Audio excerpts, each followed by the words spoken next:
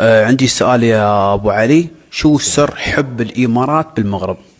شوف، علاقات الامارات والمغرب علاقات تتخطى الجغرافيا. انت يوم تتكلم عن الامارات والمغرب تتكلم على علاقات ما تبنيها المصالح، تبنيها الاخوه والتاريخ.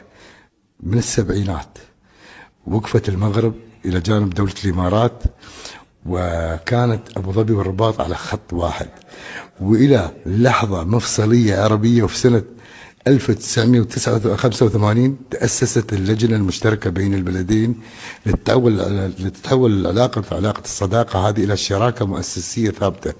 ولا تنسى، المغرب وقفت مع الإمارات في يوم تأسيس الإمارات، وقدمت ملف الإمارات في الأمم المتحدة.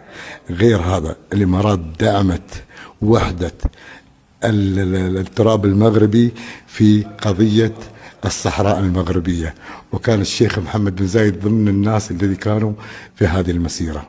أما سياسيا كان الموقف ثابت جدا، واقتصاديا الاستثمارات الإماراتية في المغرب تعد من أكبر الاستثمارات العربية في المغرب، من الطاقة للبنية التحتية للأمن الغذائي.